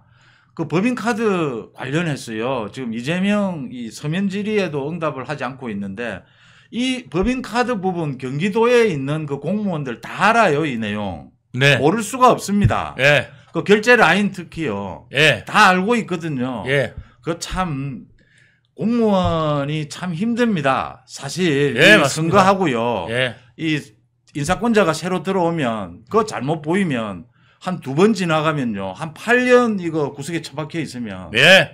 사표내야 돼요, 사실. 예, 맞습니다. 근데 공무원들 사표 못 내잖아요. 못 내죠. 그렇게 다들 고생을 하고 겪는 맞습니다. 겁니다. 그러니까 이재명한테 밑보이면 그렇죠. 저기 뭐 쓰레기 치는 데 있잖아요. 연구소나 뭐 이런 아니 쓰레기 뭐 치는 데 있잖아요. 거기 뭐 예. 저기 그런 쓰레기 뭐 이런데 종량제 그거. 아니 뭐 쓰레기 하는데 하수정말 처리장 이런 데로 보내요. 예. 그래갖고 하수정말 처리장에 가면은 이재명이 전부가 다 있잖아요. 버린 사람들만 다 거기 모여 있는 있어요. 거예요. 거기. 저도 그런 걸 여러 번 봤어요. 예. 이 고시 합격한 사람이 예. 어디 연구소에 10명이 다 모여 있는 거예요. 예. 예. 그래서 너희들이 여기서 뭘 하냐. 한참 일해야 될 젊은 나이에. 예. 다 그 인사권자한테 찍혀가지고 다 모여 있는 거예요. 예. 한국에서. 예. 그래서 이 연구소는 잘 되겠다 제가 하니까 예. 연구할 내용이 없답니다. 예. 문제는. 예. 잘할 수 있는데 예. 이런 일들이 지금 벌어지고 있습니다. 맞습니다. 예. 그러니까 이재명은 주변에 뭐냐면 코딱지도 파주고, 예. 그 다음에 차은우보다 잘생겼다. 뭐 이래야 이재명 옆에 있는 거고, 그 다음에 자기를 위해서 대신 감옥 가질 준비가 돼 있어야 이재명 옆에 있는 거고, 예. 일자라고 그런 거는 관심이 없습니다. 제가 예. 유 본부장님한테 들은 중에 가장 충격적인 것이 제가 코딱지는 박찬대가 코딱지를 타준 거는 이해를 해요 또. 예. 지 기분 좋아하는 건요. 예. 근데 차은우죠. 예. 이재명이 차은우보다 잘생겼다라고 하면 기분 좋다 하는 그건 참. 그러니까 그거는 사실 욕이거든요. 어떻게 보면은. 그 못생긴. 놀리는 거잖아요. 그 놀리는 거죠. 그렇게 못생겼는데 지 거울도 안 봐라. 그러면 아니 그러니까 예를 들어서 웬만큼 생긴 사람한테 예? 그럼 유동규 정도 생긴 사람한테 차은우보다 잘생겼어. 그러면 칭찬인 줄 알지. 내가 좀 잘생겼나 보고 이러는데 이렇게 생겨가지고 이게 딱 생겨가지고 눈을 뜨다마다 해가지고 신발을 타고 다니는 인간이 예? 거기도 뻔히 지도 알 거 아니에요. 그래가지고 하는데 차은우보다 잘생겼다 그러면은 욕인 줄 알아야지. 지금 장난하나 지금 이 사람이 이래야 되는데 진심으로 받아들이는. 그걸 진심으로 받아들인다니까. 예. 하면서 예. 이재명 웃을 때 이렇게 웃잖아요. 그렇죠. 예. 그 형수한테 욕하고도 이렇게 한 다음에 이러잖아요. 예. 진짜 이재명 웃을 때 이렇게 웃어요. 예. 예. 김성태. 예. 무참 실패입니다. 예. 예. 네. 타이밍을 잘 맞춰서 제가 웃었어야 되는데 김성태 쪽에서 상당히 할 얘기가 아직도 많이 남았겠죠. 많이 남았죠. 예, 많이 남은 정도가 아니죠. 지금 이제 입 열고 싶어갖고 예. 원래 이제 김성태 씨가 제가 볼 때는 그 A형인 것 같아. 예? A형 아니면 뭐 O형 뭐 이 정도 된 것 같아요. 그러니까 이제 뭐냐면 B형이었잖아요, 저 같은. 벌써 그냥 나팔을 불었어요, 지금. 좀 아끼는 스타일인 거야. 그래가지고 이게 좀 딱 그거 있는데 원래 B형들이 이게 있잖아요. 말을 못 할 수가 없어. 왜 B형들이 그 바람둥이라는 이야기 많이 듣냐면은 B형들이 그게 있어요. 비밀이 없어. 비밀을 두잖아? 그러면은 병들어. 좀 솔직한. 그래가지고 예를 들어서 바람을 폈다. 바람을 폈다. 예. 그러면 누구한테 이야기를 해야 되는데 못한다. 예. 그러면 거울 보고라도 이야기를 해야 돼. 예. 나 바람 폈다. 거울 보고라도 이어야지 속이 시원하지. 이거를 가슴에 쌓아두고 있으면 병나요. 그러니까 이제 이화영이 만약에 B형이었으면 벌써 나왔는데 예, 그나마 A형이나 한 O형 정도 되지 않을까 이렇게 생각됩니다. 예. 아까 본부장님이 중요한 지적을 해주셨는데 다음 달 11월 15일 그 1심 선고가 내려지면요. 예. 저도 오랫동안 정치한 사람들 이 재판을 많이 지켜봤거든요. 예. 이 재판하기 전과 재판 1심 선고가 내려지고는 완전히 하늘과 땅 차이입니다. 네. 세상이 뒤집어집니다. 네. 지금은 뭐 이재명이 대단하게 뭐 버틸 수 있을 것처럼 이야기하는데요. 네. 1심 선고에서 정확하게 지금 실형이 선고가 되고 그 혐의가 쭉 이제 인정이 되면요. 검사가 아니라 이제는 재판부에 의해서 인정이 되는 것이거든요. 네, 맞습니다. 이 분위기가 확 바뀐다라고. 완전히 달라지죠. 완전히. 그 부분은 뭐 민주당이든 이재명이든요. 예. 이재명은 지금 저기에서도 뭔가 유지해 보려고 지금 몸부림을 치는 겁니다. 지금. 예. 재배당 요구를 했습니다. 지금 이재명 그러니까 변호인단이 언제나 하는 수법이잖아요. 재배당 요구하고 뭐 재판부 기피 신청을 하고 뭐 하면서 시간을 얼마나 끌 수 있느냐. 원래 8월 7일이었나요? 첫 번째 공판 기일에서 또 나오는 수법 있죠. 아이고 너무나 많아서 지금 복사를 다 할 수가 없으므로 시간을 주십시오 했을 때 신승훈 부장판사가 일단 시간을 줬어요. 그래, 오늘 10월 8일까지 다 하라라고 이제 얘기를 해서 오늘 두 번째 공판기일이 있었습니다. 가장 초점은 재배당 요청을 신진우 부장판사가 어떻게 하느냐였습니다. 자, 어떻게 됐습니까? 일단은 좀 정정을 할게 네. 오늘은 공판 기일이 아니에요.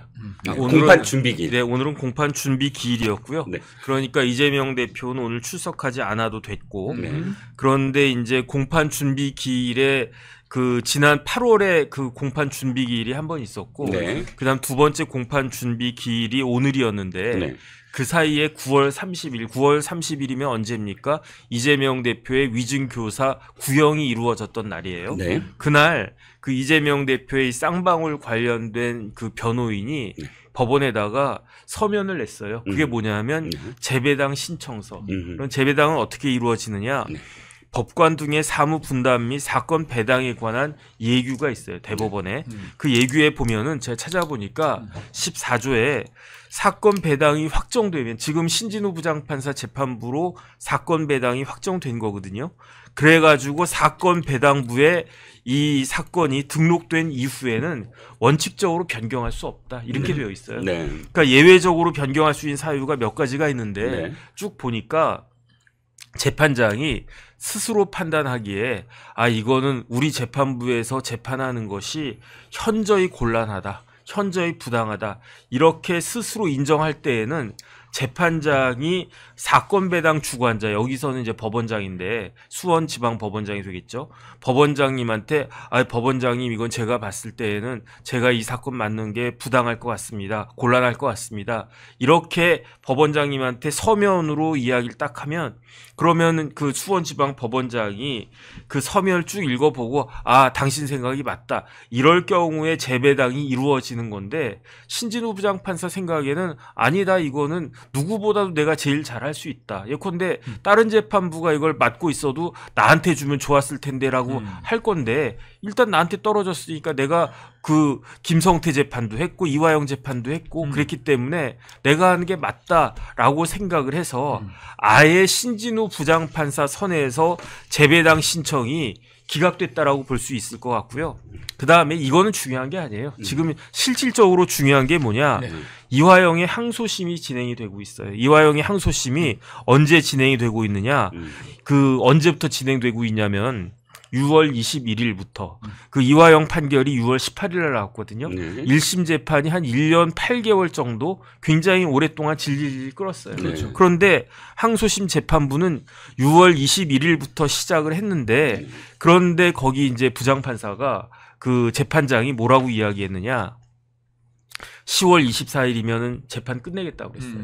그래서 10월 24일에 그 변론 종결하고 11월에는 재판을 판결 선고를 할 수 있게끔 하겠다. 이렇게 이야기했으니까 쉽게 말하면은 그 10월 24일이면 6월 21일에 시작했으니까 4개월밖에 안 걸린 거예요.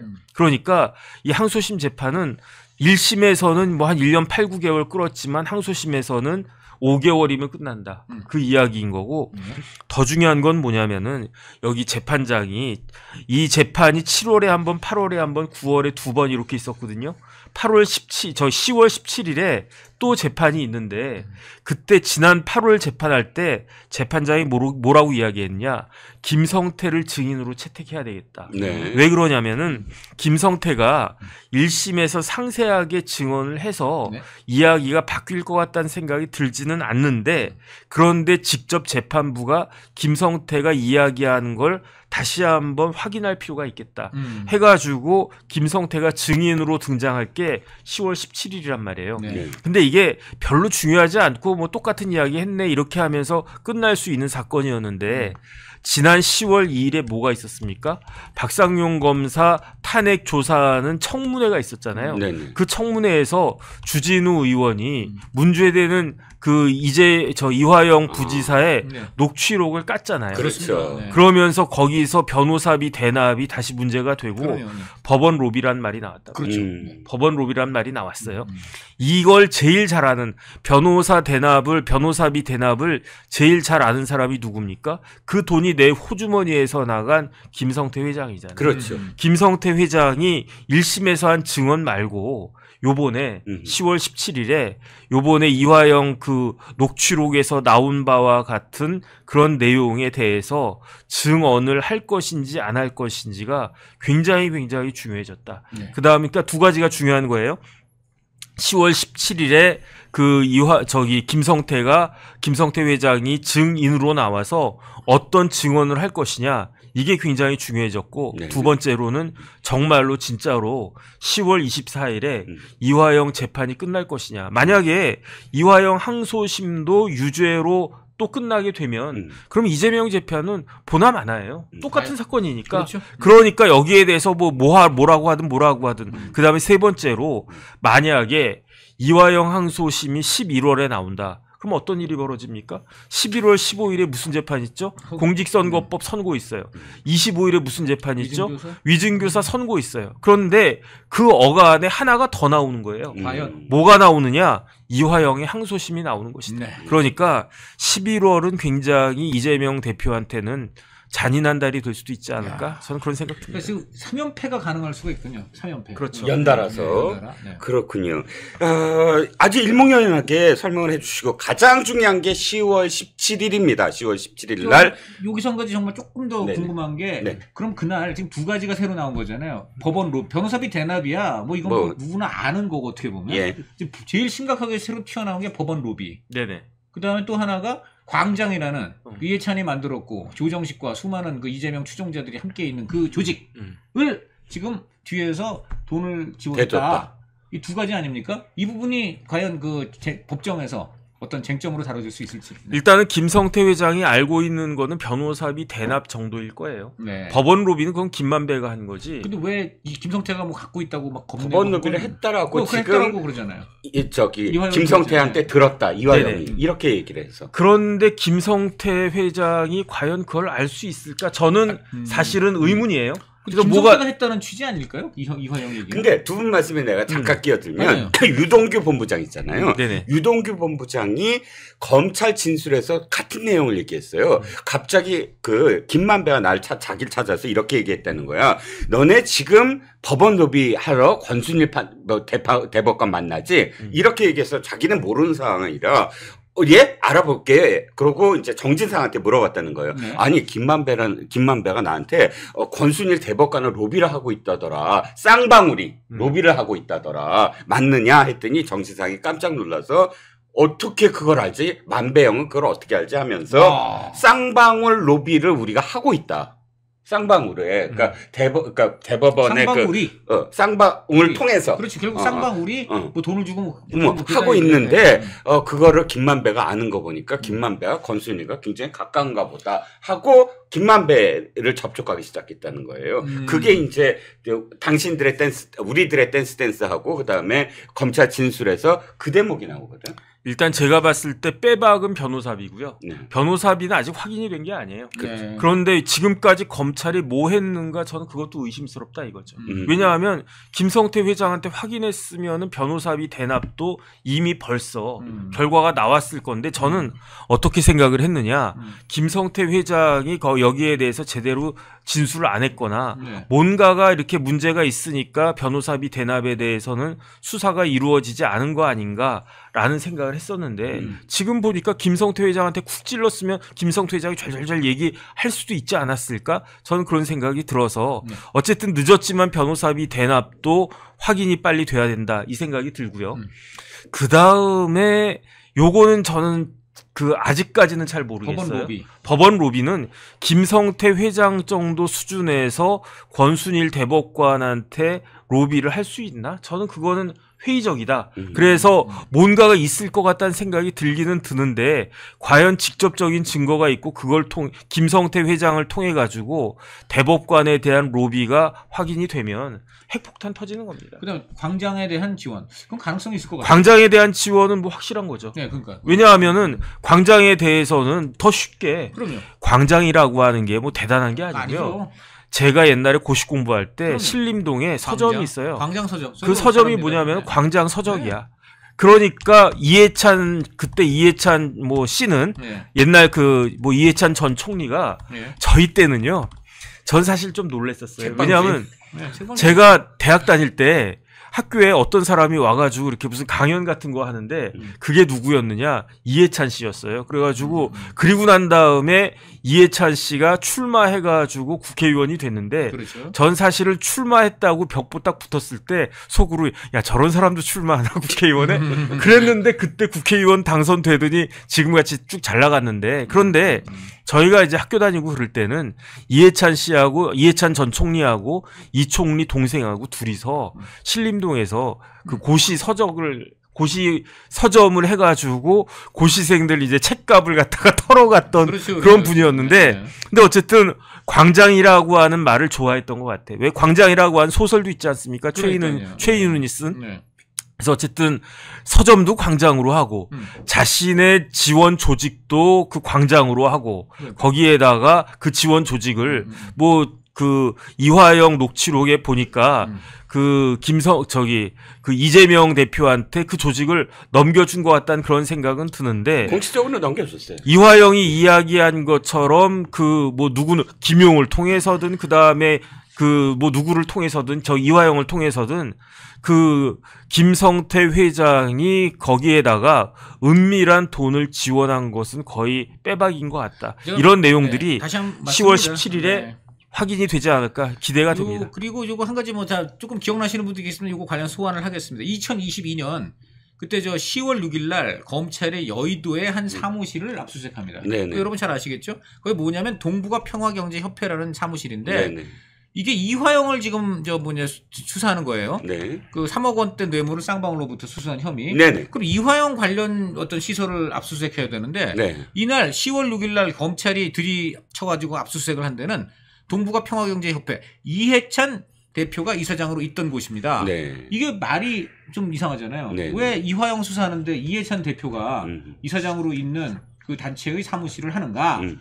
바로 둘이 연결돼 있는 거고 그렇죠. 그 사무실에서 이화영이 다 그 뇌물을 수뢰한 이런 여러 가지 증거가 있기 때문에 맞습니다. 검찰이 친 거죠. 이걸 보면은 쉽게 말하면은 이 쌍방울이 이화영 통해서 이해찬한테 지금 보면은 뭔가 다 뇌물이나 로비를 했을 가능성 이것을 암시하고 있는 것이죠. 쌍방울의 김성태 회장이 이미 진술했어요. 그렇죠. 언론 보도에 나왔습니다. 네. 내가 이해찬 사무실을 다 내주지 않았느냐. 네. 그러니까 이화영한테 따지는 거예요. 그렇죠. 그러니까 네. 아니 형, 내가 형 때문에 내가 이해찬을 직접적으로 알아? 뭘 알아?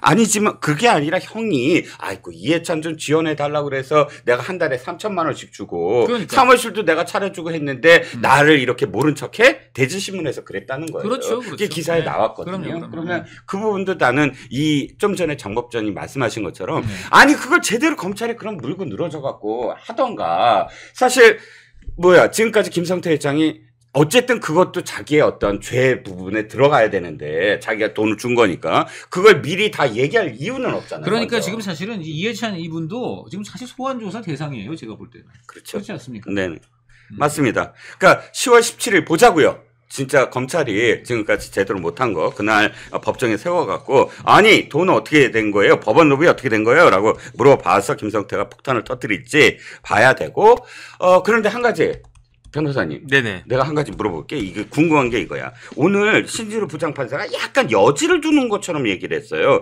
그러니까 자꾸 변호인단이 아니 이게 뭐 정치적으로 뭐 굉장히 갈려져 있고 그러니까 우려되는 부분이 많다 하니까 관련한 법률적 문헌이나 사전 변경이 생기면 생각해 보겠다. 이렇게 표현했거든요. 마치 네네. 여지를 둔 것처럼 아직은 뭐 그 완전히 안 받아들인 건 아니야. 이렇게 해석이 가능한 건가요? 뭐 사정 변경이라고 한 게 있을 수 있는 거니까. 뭐 그러니까 뭐 한번 지켜보겠다 그런 이야기인 것 같고요. 네. 그 다음에 어쨌든 신진우 부장판사에 의해서 재판이 진행될 수밖에 없고 네. 그 다음에 제일 중요한 건 제가 봤을 때 항소심 판결이거든요. 네. 그게 지금 뭐라고 이야기하느냐. 네. 신진우가 이상한 사람이고 신진우가 바이어스 돼서 음흠. 한쪽으로 치우쳐가지고 그러니까 이화영한테도 이렇게 판결하고 김성태한테도 이렇게 판결을 했는데 그게 계속 오염돼가지고 이재명 대표한테도 보나마나 뻔한 거 아니냐 이런 재판 그 부당한 재판이다라고 지금 이재명 대표와 민주당에서 주장을 하는 건데 그런데 만약에 그 항소심에서 이화영이 유죄라고 하는 1심 신진우 부장판사의 그 판결에 한 심급 더 높은 수원 고등법원에서 아이 그 신진우 부장판사 말이 맞네라고 하면 그때는 이재명 대표나 민주당이 뭐라고 이야기할 것인가. 그러니까 뭐 어차피 이 재판 빨리 끝날 것 같지도 않으니까 또 질질 끌려고 그렇게 막 하겠죠. 그러니까 이화영의 항소심 판결이 그만큼 중요한 거고요.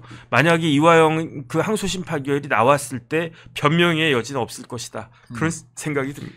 오늘 그 정법전 얘기가 맞는 게 신진우 부장판사의 이 말 때문에 변호인단들이 아주 곤혹스러울 거예요. 뭐라고 했냐면 이화영 부지사의 1심 판단에서 다뤄진 사안이 이번 재판에서도 중복되면 이를 심리하지 않겠다. 그렇죠. 맞는 그러니까 거죠. 네. 중복됐는데 내가 이거 왜 해 이거 빨리빨리 해야지라고 신진우 부장판사가 말을 했으므로 신속히 심리를 끝내겠다라는 의지를 변호인단에 이야기한 것으로 판단을 합니다. 그런데 오늘도 역시 어쨌든 이 말하고 끝나버린 것 같아요. 공판 준비기에 한 번 더 한대요.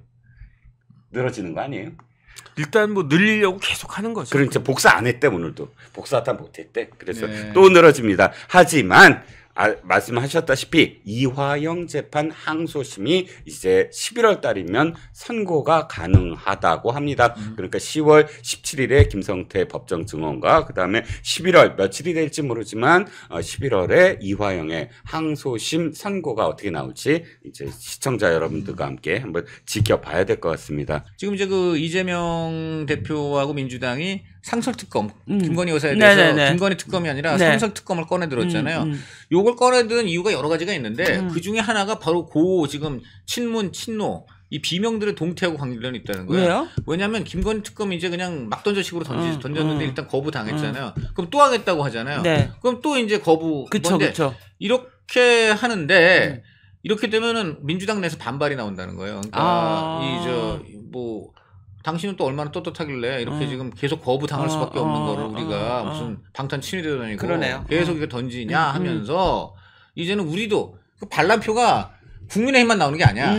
민주당도 이제 나오는데 그 이유가 뭐냐면 근데 왜 이런 문제가 생기냐면 지금 국민의힘이 108표에서 104표까지 줄어들었잖아요. 여차하면 국민의힘에서 김건희 특검법을 통과시켜줄 수도 있어. 근데 이 경우 반대로 민주당에서 반란표가 나와가지고 상쇄를 시켜서 200표가 안 될 수도 있다는 거야. 그럴 수 있겠네요. 왜냐하면 지금 민주당의 비명들 입장에서는 지금 이거예요. 거기도 윤석열 정부 붕괴를 원하는데 그 붕괴된 결과물은 본인들이 먹고 싶어. 그렇지. 근데 지금은 이재명이 아니지. 먹으면 안 돼. 그치. 그러니까 그렇게 하려면은 지금 윤석열 정부가 지금 붕괴돼서는 안 되고 되지. 먼저 이재명이 유죄 판결을 받아야지. 받아가지고 흔들흔들하다가 이제 이재명 대표 체제가 그러니까 선명 후윤. 네, 그런 전략을 하는 거예요. 그래서 이 김관의 특검을 놓고도 지금 또 이런 정치학이 내부적으로는 가동되고 있다. 네. 그러면은 이 문다이 이 사건을 갖고도 네.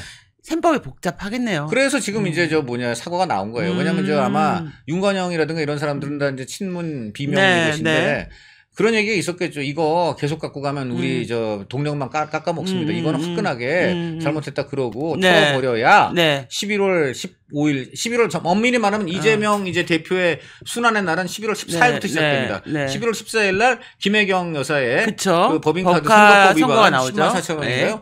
그리고 바로 그 다음날 본인의 선거법 아마 우리나라 그 정당사상 제1야당 대표 남편하고 부인이 하루 차이로 연속으로 그러니까 선거법 그것도 둘 다 선거법이야. 그렇죠. 막 침이 튀네. 선거법 위반으로 전날은 부인, 다음 날은 남편. 네. 부창부수. 정말 두 사람은 정말 죽음이 우리를 갈라놓을 때까지 하늘이 신이 내린 신이 내린 부부가 아닌가 생각되고요. 그러다 보니까 다시 이게 격길을 샜습니다만 11월 14일, 11월 15일, 11월 25일 이 운명의 날 이 기간 동안에 비명들 입장에서는 이때까지 저도 그때 한탕 하겠다 이런 생각했거든요. 그때까지 윤석열 정부는 유지가 돼줘야 되고 먼저 이재명부터 그러니까 윤석열 정부는 어쨌든 유지가 돼야 되고 이재명 대표가 유죄 판결을 받고 무너지고 그래서 당내에서 야 이거 되겠냐라고 하는 이제 좀 움직임이 나오고 그래서 이제 이재명 대표 체제가 무너지는 시점에서 둥둥 무너지면서 그러면 우리가 해서 나오는 게 김경수, 김부겸, 뭐 이낙연 뭐 다 나올 수 있죠. 거기는 지금 풍부하다 이거지. 그런 겁니다. 그래서 이럴수록 이재명 대표 입장에서는 이제 머리를 더 그럼 굴릴 수밖에 없으니까 뭐가 나왔냐? 그러니까 상설특검이 나온 거예요. 상설특검은 그런 식으로 반란표를 걱정할 필요가 없잖아요. 그냥 하면 되는 거고. 상설특검 관련 설명을 좀 해주세요. 상설특검은 기존에 2014년도에 이미 여야가 합의해서 법으로 통과시킨 법안입니다. 그래서 이 상설특검은 새로 특검 법을 만들 필요가 없습니다. 기존의 법 안에서 조치만을 하는 거기 때문에 그냥 제적 의원 과반에 출석 의원 과반으로 제적은 과반에 출석하고 출석은 과반에 찬성하면 그냥 통과됩니다. 그러니까 이걸 뭐 거부할 수가 없어요. 거부권 그냥 법이 아니기 때문에 법 안에 조치를 하는 거라서 그냥 끝나는 거고요. 그다음에 또 하나 사악한 게 이제 원래는 여야 합의기 때문에 법원 행정처장 그리고 법무부 차관 그리고 이제 대한변협회장 외에 여야가 함께 합의해서 추천하는 여야가 추천하는 사람, 여당이 추천하는 사람, 야당이 추천하는 사람 이렇게 해서 후보를 결정하는데 요거를 이번에 배우자가 대통령 부인인 경우 문제되는 사람이 대통령 배우자인 경우에는 여당은 후보를 낼 수 없다. 추천할 사람이 추천을 할 수 없다라는 말도 안 되는 이런 그 여야 합의의 취지에 완전 반하는 이러한 그 조문을 갖고 지금 변경을 박찬대 의원이 위원장으로 운영위에서 그냥 일사천리로 통과시켜서 한마디로 민주당과 개혁신 조국개혁당 그리고 진보당인가요? 요 그야말로 윤석열 탄핵을 위해서 똘똘 뭉친 야3당만이 추천할 수 있게 해놨죠. 하면은 이제 대통령은 사인을 안 할 수 없게 만들었는데 그러면 이제 대통령 입장에서 이게 또 상당히 고민이 되는 거예요. 이거를 안 할 수도 있어요. 법으로. 법이 왜 그러면 사인을 안 하면은 뭐 대통령이 효력 발휘를 못 하는구나. 효력 발휘를 못 할 뿐더러 둘째 사인을 안 한다고 대통령이 뭐 그걸 갖고서 불이익을 당하는 게 없어요. 명시적으로는 어쨌든 특검 임명이 안 되는 거니까. 이게 약간 명품백 비슷한 거예요. 배우자는 선물을 받아서는 아니 된다라고만 돼 있는데 그럼에도 불구하고 배우자가 선물을 받으면 뭐 몇 년 이하 징역 뭐 얼마 이상의 이하의 돈을 벌금을 낸다 이게 없어. 그래서 이번에 무혐의가 된 것처럼 이것도 대통령이 하나 사인 안 해.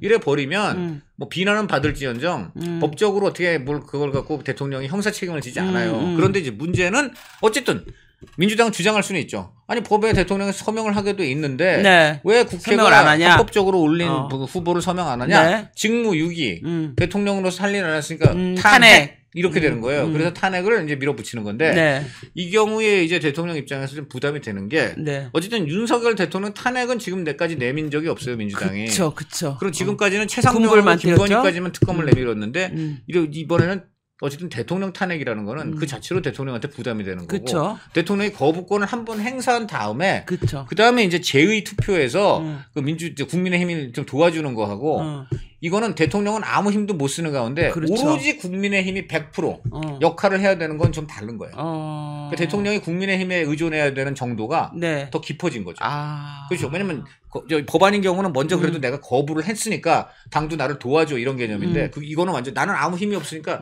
당이 그냥 나 다 도와줘야 돼 이렇게 되는 근데 거예요. 당이 이거를 어떻게 막을 수가 있어요? 똑같이 막는 거죠.